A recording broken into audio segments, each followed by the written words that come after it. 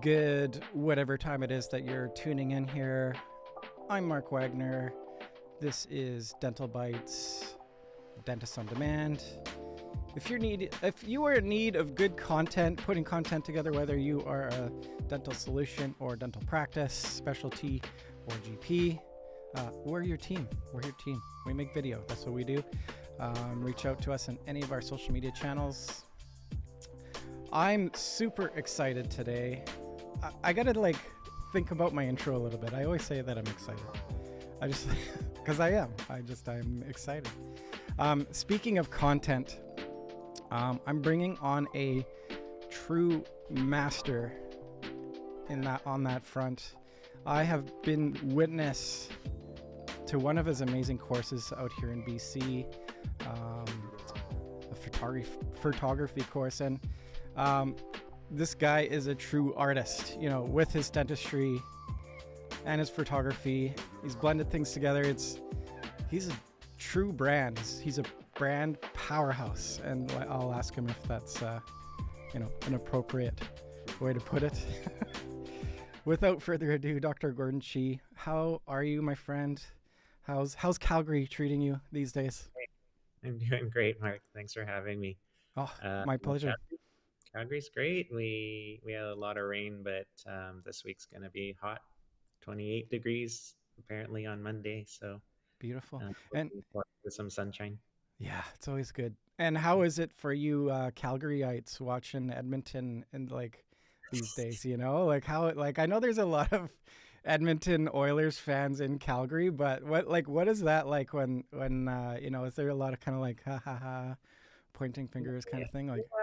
There's always a rivalry. Honestly, I'm not really a Flames fan, but Oh, um, yeah, my team bowed out early again, that's okay. unfortunately. Well, as you said, it's getting sunnier out. It's time to get out the golf clubs, right?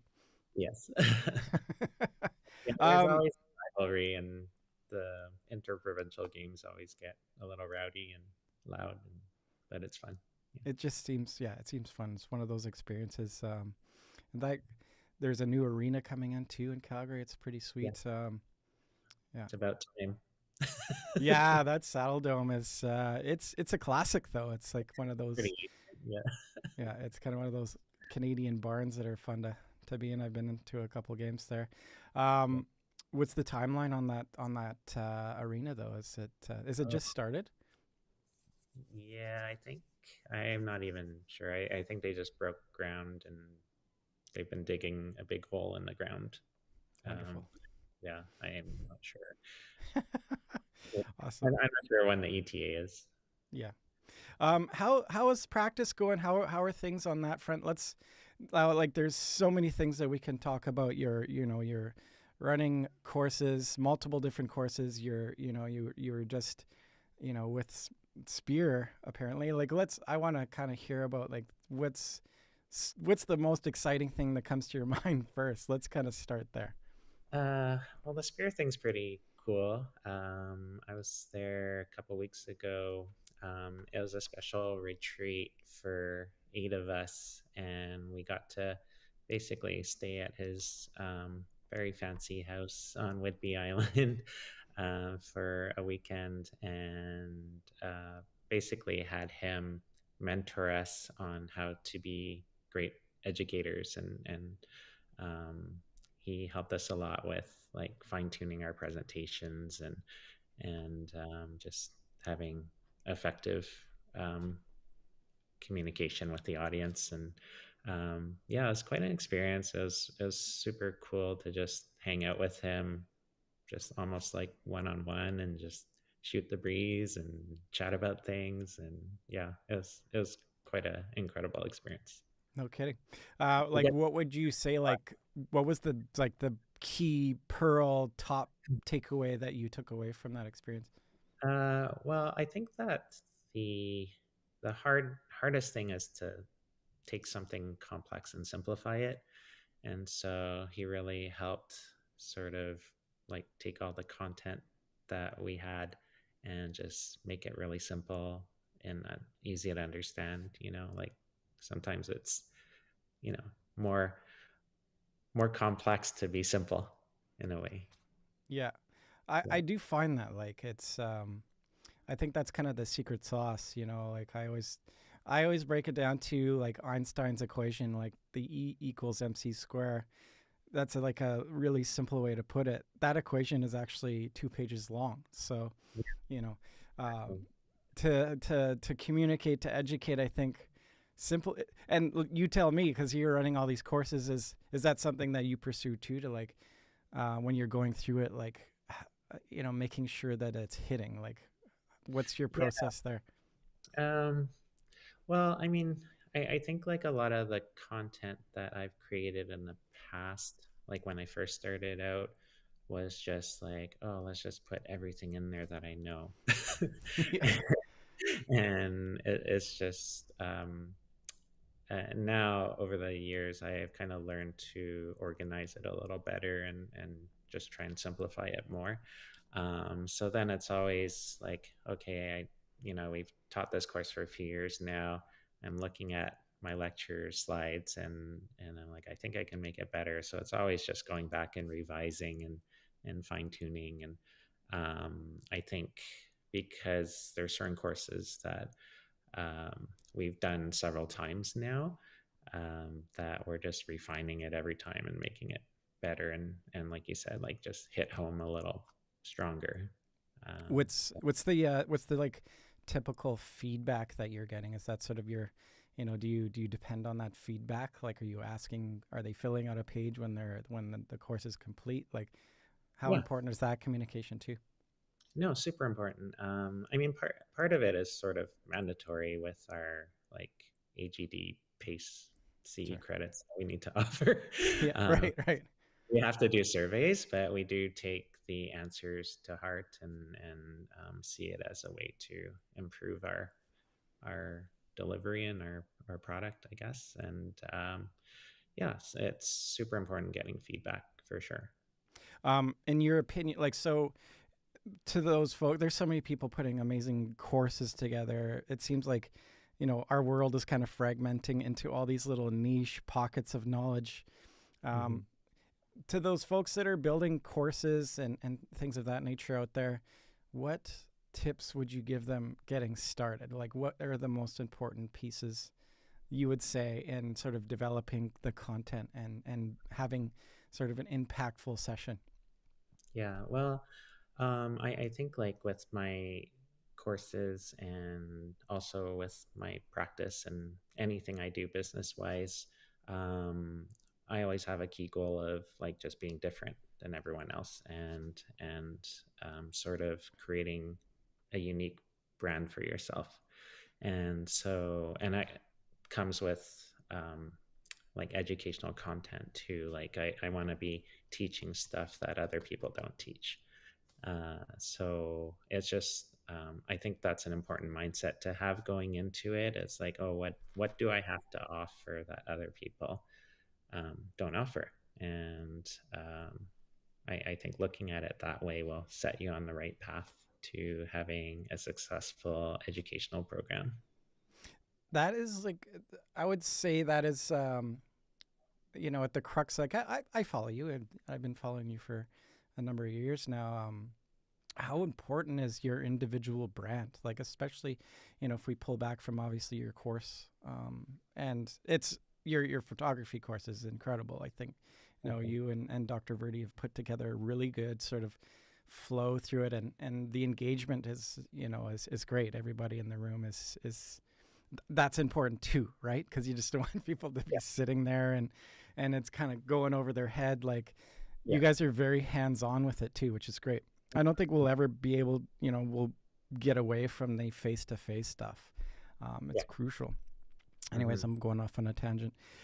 Brand, you know, where did you start? Like, in doing that, like, and now before we got on here, you were discussing with me you're looking to start a course that would help an individual of a GP practice sort of expand out and to sort of gravitate to more towards whatever it is that their niche, what they're, I guess, passionate about, the dentistry that they're passionate about doing. In your case is full mouth, beautiful cases. Mm. Um, where let's start on that. Like, where did you start on your practice journey? Like educational wise, brand wise. Where did it all begin for you? Let's Mhm. talk about that story. Like, Sure. from getting out of school. Like, where did sort of the whole thought bubble start for you? Sure. So I graduated school in 2000. So we actually just had our 25th reunion this month in Banff. But I went to U of A, and then I ended up working in BC for 6 years. And I'd say, like, in those first 6 years, I feel like I really didn't do much. Like, I just kind of was working as an associate, doing bread and butter dentistry. I had some interest in aesthetics, but it just I never really did much with that. But then after 6 years, my wife and I, she's a dentist also, we ended up buying a practice in Calgary, which is the current practice that I run right now. And the previous doctor, he was more like his practice was owned by his father for like 30, 40 years, and it was a big family practice, and he wanted to go a bit more boutique. But then after owning it for a couple of years, he kind of decided to quit dentistry. Oh yeah. so so I sort of took over, and then I saw sort of the beginnings of that, and then I decided just to like just keep going with it, because I did always have an interest in just like creative things. Like, I love to draw and do photography and things like that when I was younger. And um, so then when I took over, I just started taking tons of CE, getting better with my skills, but then also learning, the trials and tribulations of being a new practice owner, and how I was going to do this. But I think that the biggest thing is just to like have a strong vision and commitment. Like, I mean, now we went from a practice of 8 or 9 employees, and now I just have three. We open 3 days a week, and we're basically doing aesthetics 100% of the time. And we've developed like a referral network and reputation and brand that's very strong. And so the only way to get that niche is to have a really strong vision of where you want to go, and a really big um, commitment to that. And um, I think a lot of the thought process behind becoming more niche is very counterintuitive to the average dentist. Like, um, you have to start thinking more internally. And so, what I usually tell people is like, are you accommodating to your patient, or is your patient accommodating to you? Hmm. And to become niche, you need your patient to accommodate to you. Otherwise, you're not going to develop that sort of exclusivity and value with your patients. If you're always saying, "Oh, we'll open 7 days a week. We'll direct bill your insurance. We'll give you a discount. We'll do every type of dentistry just to accommodate as many people as we can." That's what 99% of dentists out there believe in, or what they've always heard that they should be doing. And so it's a very different business model, because then you're becoming um, a model of expansion rather than a model of contraction. And so when you're trying to contract and become niche, which is the path that I chose, you have to do things against the grain and not be afraid to lose patients, and just do what you believe in. And then you'll eventually start attracting the right type of patient, and growing that part of your business. So there's sort of this contraction, and then you get kind of small, and then you start getting bigger within that boundary of, for me, aesthetics. But you can have a niche practice in whatever you're interested in. Like, if you're really interested in implants, or you know all on X or Right, right. So Greece, whatever. where did it all begin? Did you sit down with like pen and paper? Did you hire consultants? Like where where did you take that initial idea to to develop that niche brand that you have right now? Like obviously the artist side of you, the Mhm. creative side of you, like I'm sure established the foundational piece, but did who else did you involve in that process? Really nobody. I kind of, Yeah, I never had a consultant. yeah, When I feel like business wise, I'm a lot more about vision and philosophy than I am about numbers. Like, yeah, I I'm not the type that looks at my balance sheet every month and or looks at my production and be like, well, why is my production lower this month? What do we like? I personally feel like if you start analyzing numbers like that, you start to sometimes it's possible to lose a bit of integrity. And what I'm alluding to is like, say you had one month where you're slow and you're below your goals, and so you're like, okay, our revenue is down 30,000 this month. So how are we going to make up 30,000 next month? right, right, And then you're starting to like, well, maybe we need to diagnose more. Maybe no, you should diagnose what's proper right, and just like practice with integrity and just do your best every month, and then people will come, like the yeah, revenue will, like over the course of the year it'll be there. So yeah, um, I've never been like really into the numbers and like number crunching every month. I'm more like, okay, this is the goal of our practice. Like we have 10 years to reach it. How do we get there? And hmm then like a few years ago, I made a list of things on. We had a team meeting. I said, how do we become recognized as the best cosmetic dental practice in the country? And I made a list of everything we needed to do to get there. And then, um, yeah, after like 5 years, we looked at it again and we're like, okay, we achieved all these things. yeah. And It's awesome. Yeah, yeah, and that's always been the way that I practice and do things, I guess. that no, it that makes absolute sense to me as like a healthcare provider. I like the numbers can really change your perspective on the priorities, and I think sticking to a vision is it's your mission critical piece, isn't it? Like Mhm. it's there's no scripts. It's then it's what you're doing is genuine and coming from the heart, and how effective is that? Like even in communication with the patient themselves, and they feel that that genuine piece, don't they?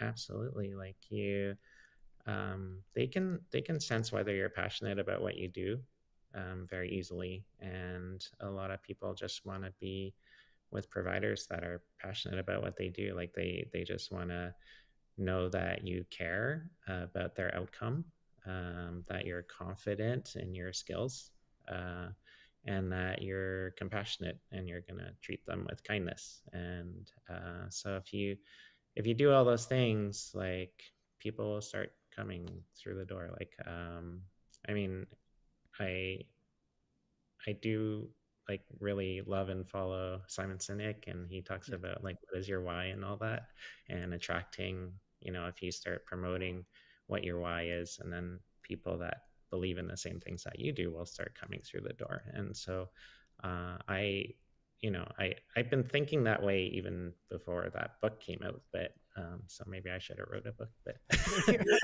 well, you kind of have, Gordon. You're putting your knowledge out there, and it's great. Like that's that's the next evolution of what you've done now, as you've built this amazing practice in Calgary, and now you're sharing that with the industry, and it's a beautiful thing. I think that's sort of like the natural progression of how I things think should go. I think it's a unique topic because I don't see it being taught anywhere Yeah, about to create a niche business practice. Yeah. So I thought it was maybe some valuable knowledge to put out there. And you And know what, Gordon? Like, you're right. I see a lot of white noise, and the marketing and branding that I see on, because this is like where I exist, is um, it's just a lot of book your Invisalign, $1,500 off Invisalign, which is yeah, fine, but I've even heard some of my clients, like, I've got patients calling and price shopping. hmm So if you're lost in that sort of that white noise, that strategy that everybody's taking, hmm you're also informing the patient on how to kind of purchase your services. So yeah, I don't blame the patients. They're seeing all these advertisements from everybody. It's, well, Doctor so and so down the street is going to give me $1,500 off whitening and a toothbrush. Like, what are you gonna do, right? yeah. Or if we focus more on the value that we're providing, like, what would you say to those folks out there that, like, are kind of being lost in the white noise? Like, Mhm. Again, is can you see that as being fulfilling, um, from your perspective? Are is that like a recipe for burnout too? Like, what's your opinion on that?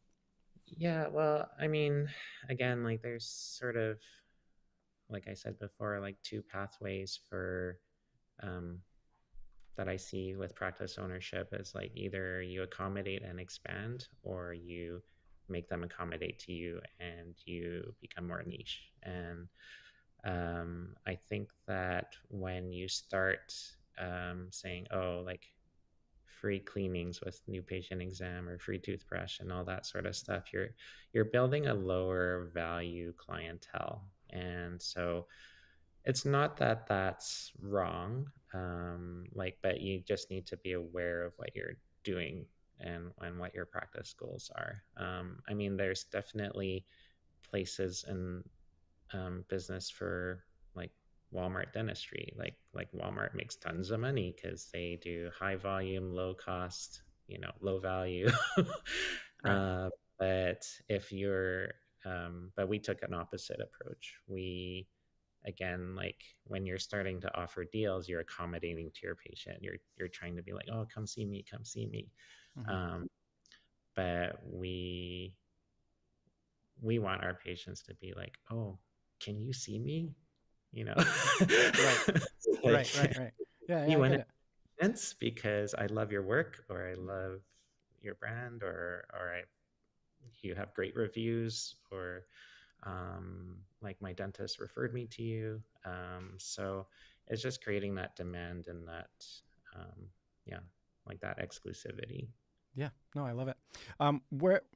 Where is your, like, most of your patient traffic coming from? Is it from referral? Is it from word of It's mouth kind of?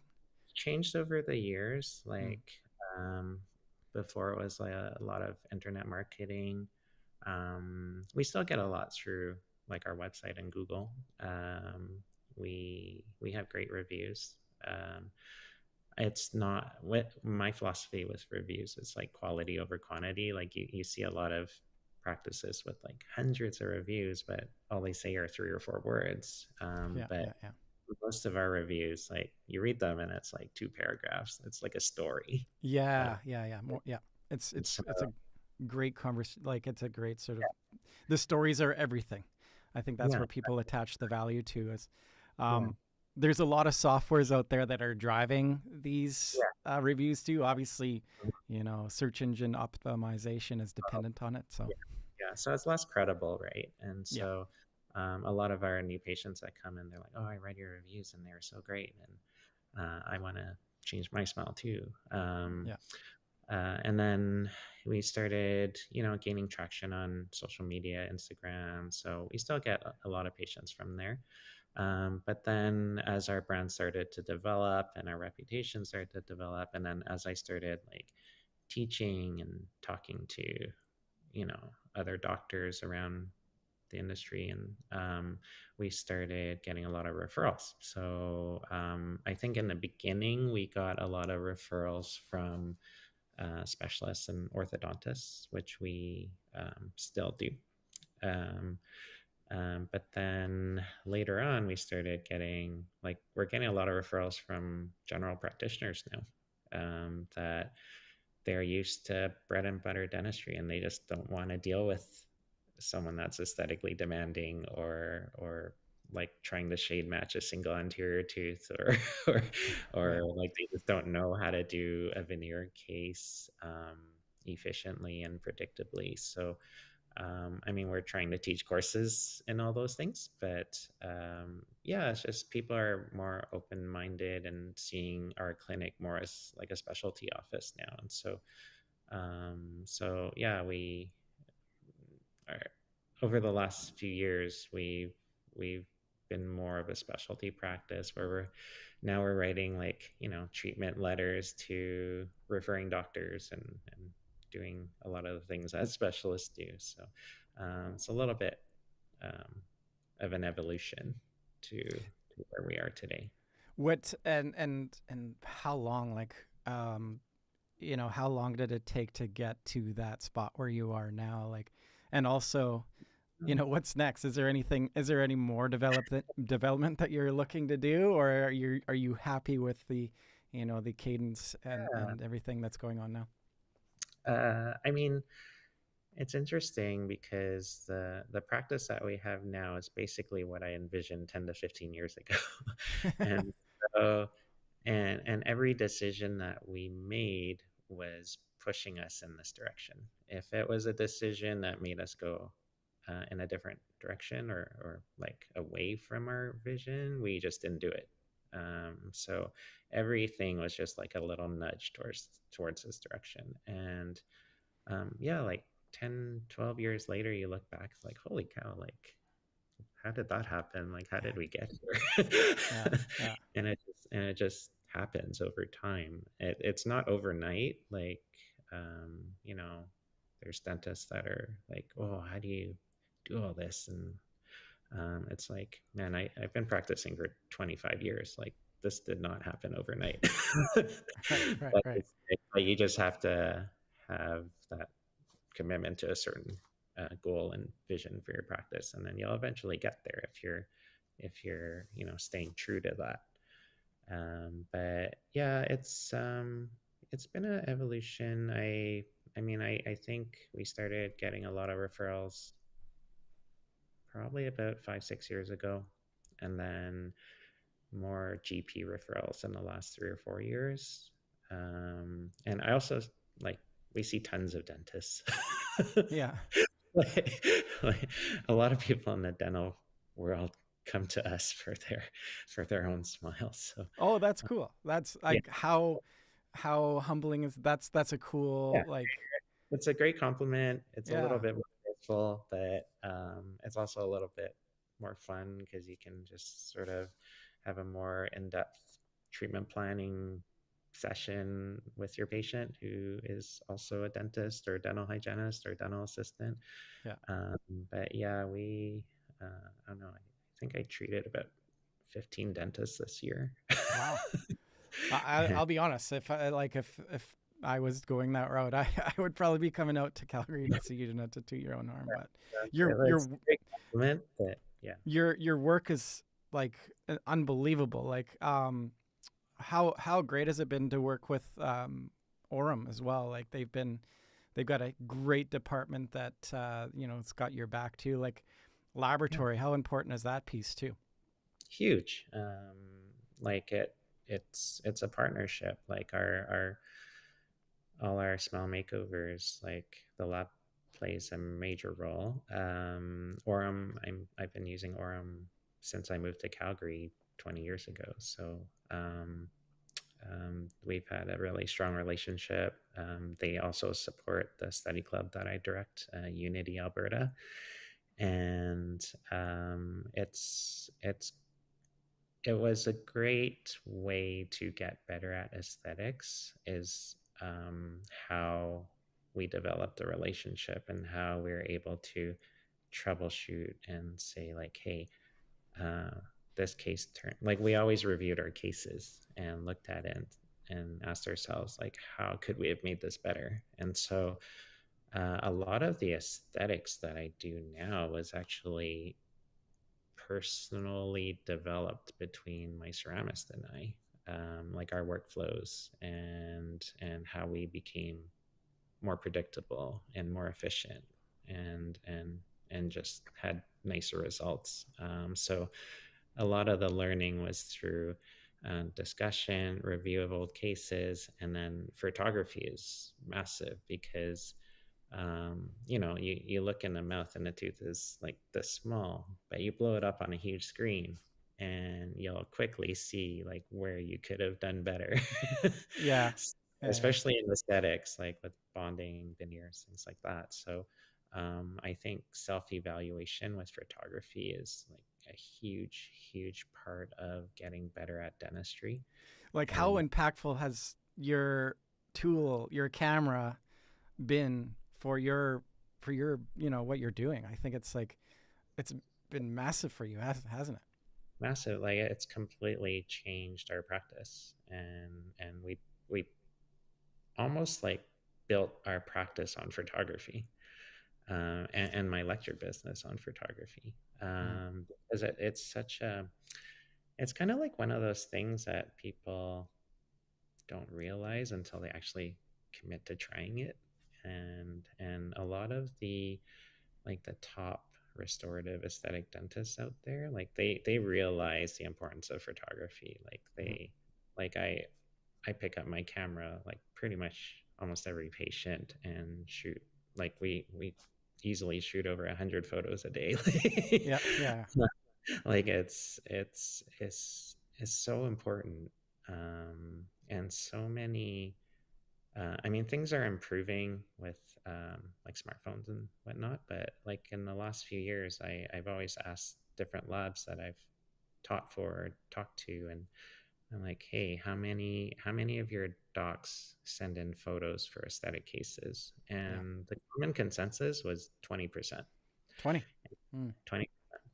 I think now it's probably a little bit higher, because I think now they're just using smartphones to take some pictures. Like they're not great, but it's better than nothing.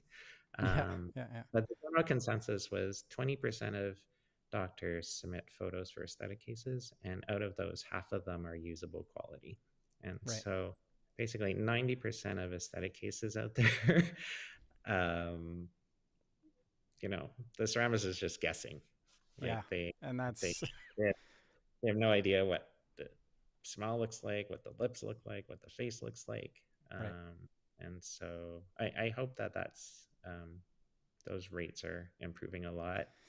Like But in your experience, like in terms of communication, how crucial is that to the work that you're doing? Like having that conversation, like how important, like obviously picture's worth 1,000 words, right? But like, how, like it would be like, would that be like flying blind for you if you weren't, using photography as your source of 100%, communication? 100%. Yeah. Yeah. Um, Especially for like color matching. Like you can't do color matching without photography. Yeah. um, and smell design, like it's you need to have that communication, not just two ways between you and the lab, but also with your patient. Because when you get into aesthetics, a lot of it's subjective, and so you need to get into your patient's head and see what it is they're looking for. And so, we go through photos and we look at smells that they like and shapes that they like, and then also with all the digital designing that we do nowadays, it's so important to have facially guided aesthetics. And so you're starting from the face and then working your way into the mouth. And so smiles are designed with the way the face looks, the way the lips look.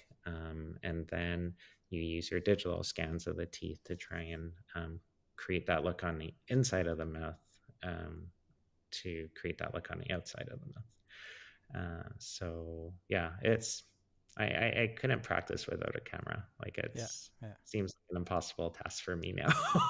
Well, and it's also, it's another one of your passions too. So to be taking pictures all day long too, it's like you're just having so much fun, aren't you? Yeah, like it's I'm truly blessed and fortunate for that. Like I was able to bring a hobby that I love and just make it part of my work.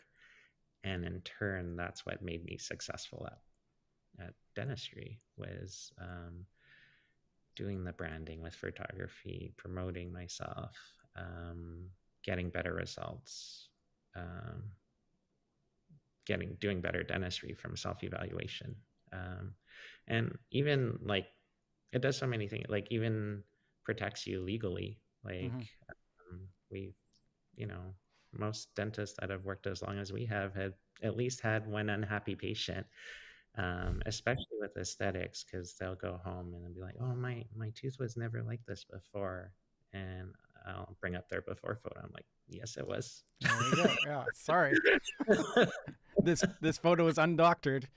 Yeah. Yeah. So it just totally saves your butt in a lot of situations. So um, yeah, it's such an important thing to learn. Yeah. I don't know. I can't speak about it enough. No kidding. I've been to one of your courses, and it's great. You have so much to say about it. What other tools in practice could you not live without? Like so Uh, CBCTs, digital scanners. We I could mean, talk about in like terms of communication. Like what other tools are like your? scanner for sure. Scanner for sure. I've had I think, well, I was one of two dentists that first got the iTero once it got approved by Health Canada, Yeah. in Alberta. So I've been scanning for, I think like since 2007. So been scanning for a long time. Yeah.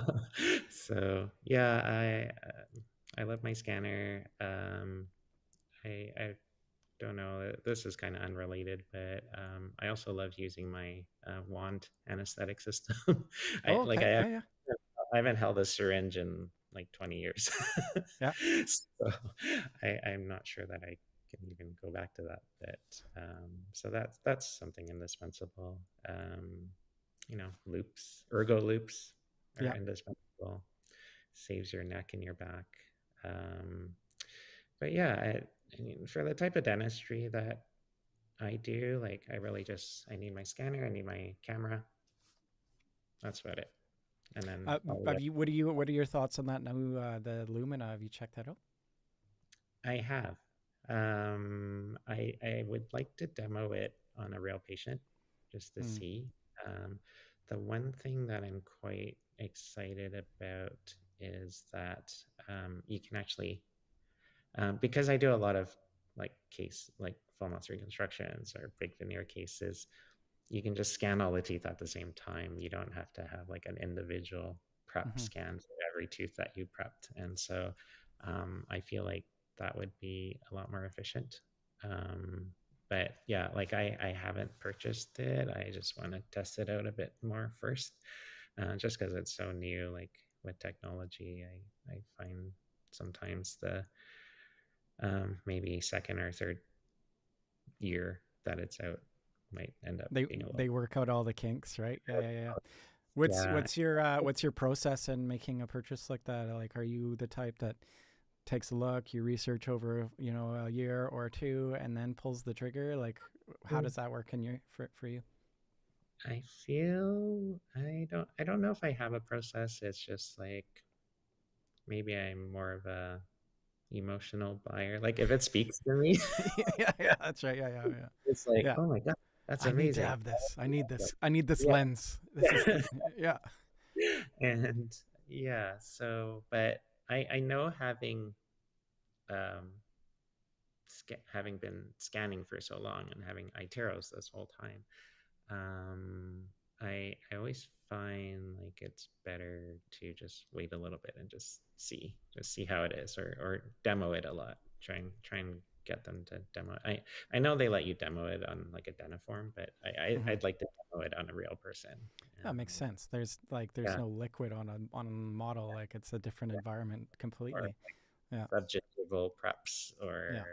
or tongues and saliva and blood and All the good stuff. Yeah, all yeah, the yeah. good stuff.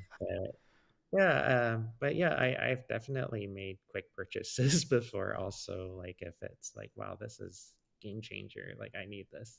Hmm. Um, I'll do it. But um, yeah, I think now.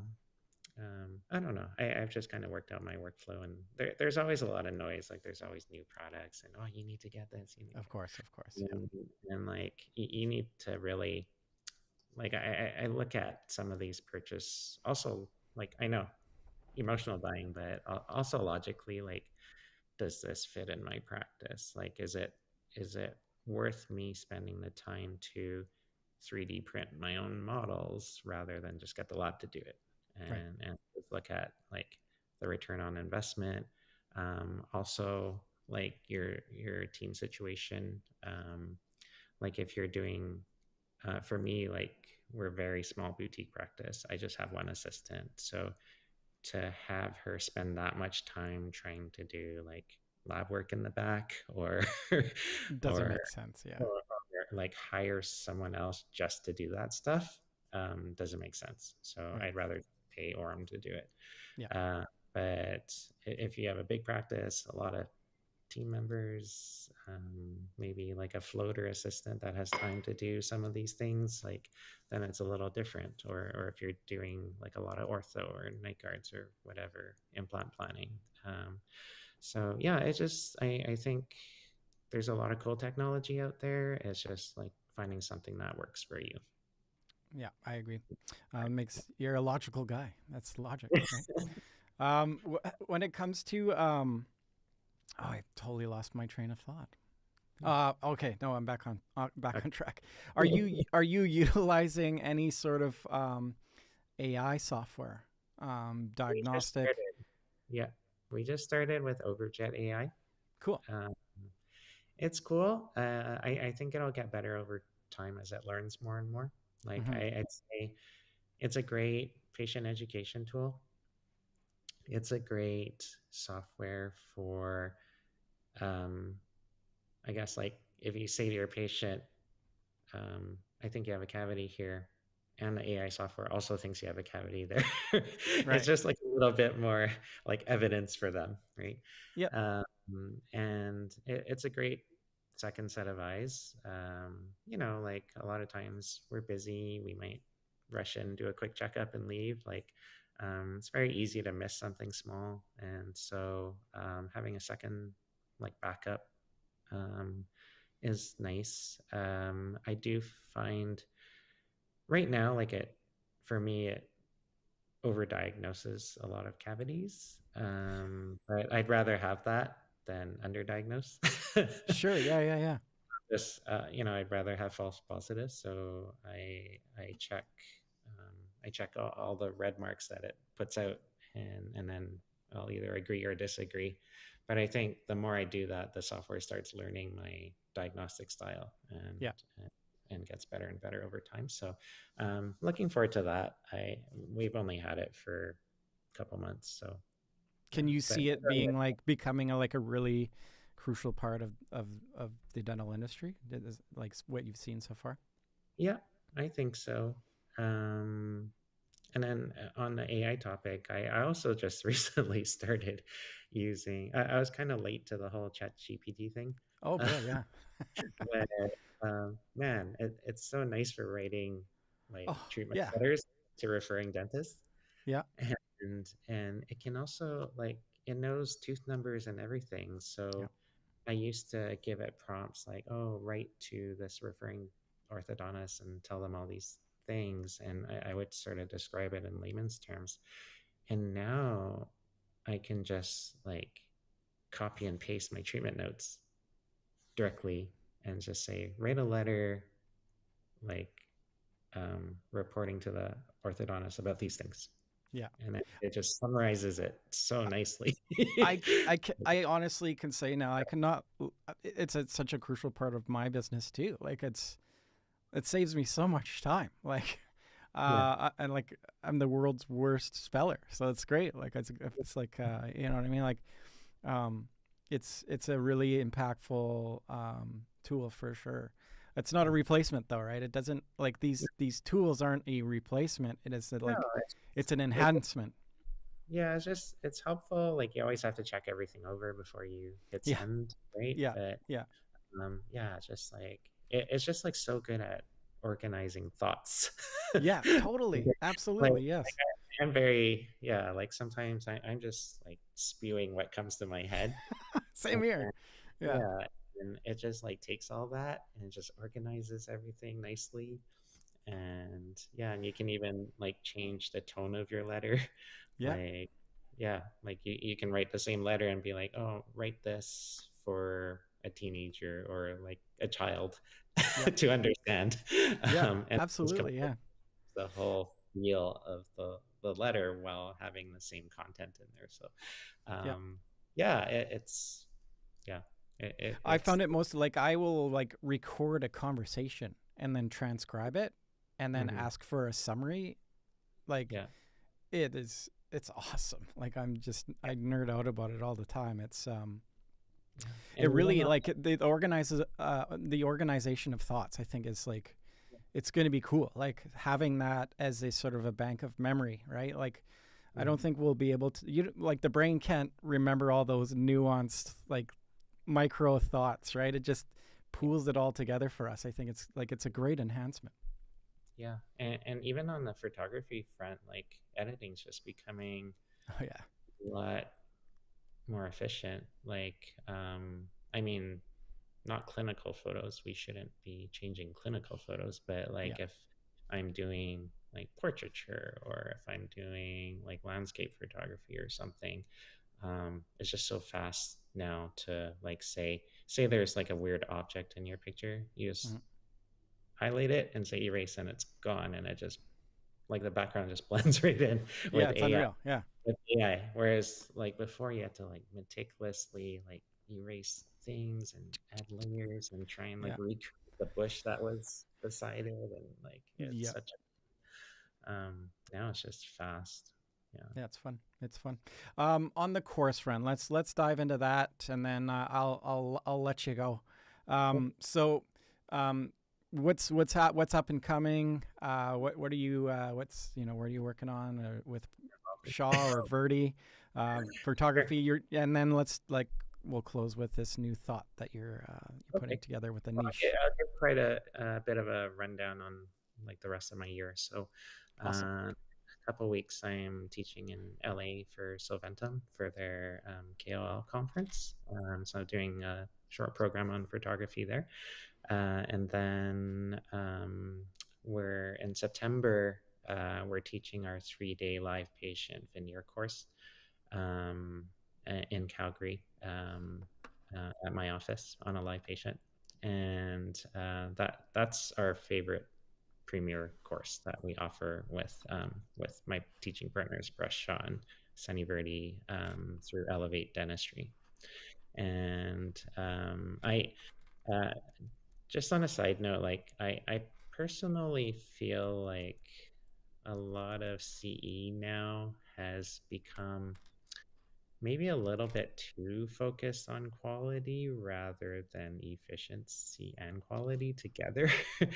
And so I find a lot of people like take these courses and they learn how to make like a fancy anterior composite, but then they go home and it takes them like 4 hours to do one, and it's like, well, it's not practical. Like you need to um, learn how to do things like that nicely, but also efficiently.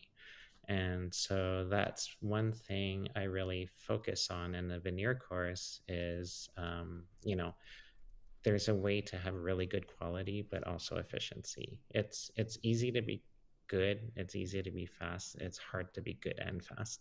And in my mind, like being good and fast at something that's what you call mastery. So in the veneer course that we teach, like I, I, I teach how to prep really nice veneers, but like how to do it rapidly and how to cement predictably and rapidly. And I sort of equate it to like a lot of dentists when they prepare teeth, it's like doing a sketch. It's like they're sketching a picture, right? But the guys that are really good at prepping, it's like drawing a stencil. It's like using a stencil.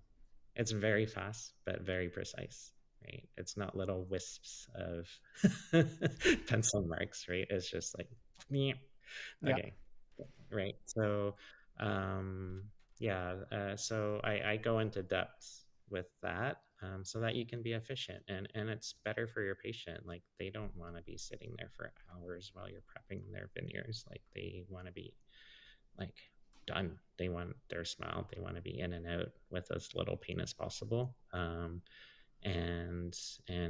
especially like if you're taking so long, you need to like their anesthetics running out. You need to like reapply or like re-inject, and it's just more, you know, discomfort and trauma for your patient. So being efficient is quite important. So that's one of the unique things I find about our that course. And like I said in the beginning, like I always try to teach something unique. Like we focus on that, and so that's what I think makes our veneer course unique, especially with Presh, Sunny, and I all being at different parts of our career. Like you get like a good insight from all three of us Yeah. on how we do this. So that's awesome. And then so that's September 11th to 13th in Calgary. And then we have Sunny and I are doing the daily dentistry restorative course for Elevate in no, October 31st, November 1st, also in Calgary. That'll be held at Orem in their new teaching facility. That's a great course for like younger dentists that just want to get better at bread and butter dentistry. Like this is how you do really nice class two composites or onlays or anterior class four composites that are predictable, beautiful, and efficient. And with no, like, hopefully no post-op sensitivity. Like we go through all the bonding protocols and how to be very predictable with everything that you do. So then you're wasting less time with patients coming back and saying, "Oh, it's sensitive when I bite," or it's sensitive to temperature. So it makes you more efficient at work. And then Sunny and I are doing Create Photography 2-day hands-on photography course in November 21st, 22nd, I believe. Also at Orem. That's the course that you were at, so you Yep. know Yep. all about it. But Great course. Great course. what I think makes that course unique is that I feel a lot of dental photography courses out there are taught by dentists that learned dental photography, and and and some of them are really good, but sometimes they lack that deeper understanding of photography, and so I learned photography outside of dentistry and then brought it into my dental practice. So I feel like a lot of the concepts that I teach are more like classic true photography techniques and on like how to make a picture look go, you know, why does an amateur photo look different than a professional photo? Um, you can clearly see with your eyes, like if you showed two different photos like that in front of a group, like everyone can tell which one's the professional one. But why does that look more professional? How do you make your photography look like that? So we go into that. We go into a deep dive of camera settings and why they do what they do, and how do you troubleshoot once you have that And it's understanding. great. Everybody brings their own camera, and you guys are very hands on. Like, if there's something that I could add to that, is like you guys are sitting beside the individuals and going through their settings, and Yeah. that how important are camera settings? Like, it's mission critical. Like in taking photo. Oh, it's like if you really understand camera settings, you can take any photo. Yeah. But again, like I think a lot of like just from feedback from attendees that have taken our photography course that have also taken some other photography like dental photography courses. The difference is a lot of the other courses are like, okay, to do clinical photos, you set your camera to this. And so it's just like a recipe. But they didn't really understand what the settings do or what they mean. They just know to set their camera to that. But we dive deep into like how, what does every camera setting, how does it affect your image and what does it do exactly, so that when you go back to your office, if you follow the recipe, it's like, why are all my pictures turning out darker? Because every environment, every camera system is different, so you can't just have like this is what you set your camera to. Yeah. So you need to understand so that you know how to troubleshoot in your own practice and really improve the quality of what you're doing. So that's really important. The other importance with it, in my mind, is we don't just teach dental photography; we teach photography, and Yeah. so it it ignites a passion in some of our attendees, hopefully all of our attendees, to be excited about all sorts of photography. And if you're excited about other forms of photography, it feels less of a chore to do it at work. Like you're actually excited about doing it at work. You're not just like, oh, I have to take this clinical photo and they said Right. just to set the camera like this, and you have like no passion behind anything. But yeah, like a lot of our, like we had attendees that, one got into astrological photography, Oh, no and way. and then, or like they're like, oh, I can take great photos of my kids now. Like now I Yeah. understand. Or some of them start getting into portraiture and studio and landscape and stuff like that, and they just start getting excited about photography. And so that's really cool for me. Like I love seeing that, and again, like that's what I think makes our course unique. But yeah, I'm excited. It's Sunny and I love teaching that course. Like it's just so fun. Yeah, you Um, guys are a great tandem too. The room that I was at was in stitches. Like Verdi's such a funny guy. funny. Yeah. Yeah, like it's the probably the course we have the most fun at. Mm. Just because I think the attendees are excited too, because it's something that in their mind is less clinical.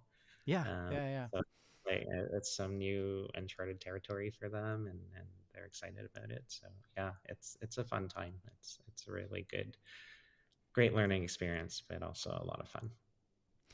I'll chat with you after this. All these courses mentioned will be down in the show notes for anybody that's interested. I was scouring around while you were chatting there, and this is all I could kind of find here. Was this? I don't know if this is old or not. Um, um, but anyways, I'll get it. oh no, that's current. That one's current. There you go. I found one. If you follow me on Instagram, all our courses are in my bio There on you my go. link tree. Okay. So yeah, again, to anybody that's listening, check the show notes out. I'll have all of Gordon's great courses, and obviously, I'm biased because I admire the work that you're doing, Gordon. But I was there, I was there for your photography course, and I felt lucky. I was like, I get to learn all this stuff for free, or like I was only there for one day, but like the little bits that I got were great. So, Yeah, um, great. Thank you. anything else? Anything else you want to promote? Pitch? What else? Um, no, well, I guess not really promote, but we also have our Seattle Study Club. Oh, one course I forgot to mention. There you go. I knew it. I knew it. Yeah, I am also teaching a photography course for Seattle Study Club Oh, in cool. September in Denver. I'm quite honored to be on the faculty of their new Rise Institute. Um, so they built a new academy for teaching courses, and so I was lucky enough to be selected as one of the faculty, and very, very honored when you look at the other faculty members that are on there. Like there's some pretty big names on there, so yeah, I feel really honored for that. So Well, my friend, I'm sure they're thinking the same thing of you. So there you go. yeah, and so yeah, I direct the Unity Alberta Study Club here in Calgary, and so we're gonna have 50 members next year. We're capping it at 50. We could actually have more if we wanted to, but yeah, it's a great community. We just had our meeting last night, and yeah, it's great. Like everyone's stuck in their own offices all day long. It's nice just to network and you know chat with fellow dentists and learn together. So That yeah, that collaboration in anything is, I think, very important in the body of knowledge. Like, and dentistry itself is such a like an isolating profession where you guys are, doing your thing. Like, yeah, how important has that been for your own development to plug in and collaborate with other, like your colleagues out there? yeah. I feel like it's keeping me from retiring. It's like, oh, I'm gonna miss all my friends. Right, right, right. Yeah. No, it's so important to just have that feeling of community, and like helping each other. I mean, I had an issue with an implant um, last week, and it was a bit of a nightmare. And yeah, I had a couple members from our club like just step in and help me out, and I was very thankful for that. And I'm totally willing to help anyone else out with anything in the club. And so it's nice just having that teamwork together and support and yeah, it's fantastic. And a lot of us have become very good friends, and yeah, it's fun. It's a lot of fun. Yeah, yeah. It's such a negative place to be and feeling alone and isolated. So, Especially in it's my practice, like we like I only have 3 staff or team members, so it's very small. I yeah. actually made a joke last night. When our orthodontist was saying, like, she was showing this video of them doing a reveal for a patient, and they had their whole team of team members like clapping as she was like looking in the mirror. Yeah, yeah. I just said, yeah, in my practice, I just have one person clapping. Yeah, it's It's a a little awkward. yay. Or you need to add like like a clap track in there or whatever, Yes, right? Like add a sound effect. Like you just don't see them. They're not in camera, but they're you know. exactly. Oh man, that's awesome. Gordon, this has been it's always an absolute pleasure to chat with you and pick your brain. Thank you so much. This is like I think the third time I've had you on, so I really, I appreciate just sending notes and checking in with you, and I'm a huge supporter of what you're doing. And Yeah, man, oh man, absolutely. it's fun. I can see that you're having a lot of fun. So, Cool. um, Good fun. It's good yeah. fun. Yeah. Awesome, awesome. Well, I will let you go. It's for us. It's Friday here. Any fun plans for the weekend? Uh, we have a few things going on with the kids and doing some golf and enjoying the nice weather. But yeah, it'll be a nice weekend in Calgary with weather-wise. Beautiful. Yeah, Looking right on, forward to that. right on. Awesome, man. Well, I will let you go, and For thanks having again. me. It's Oh, always a pleasure. anytime, anytime. Yeah, great.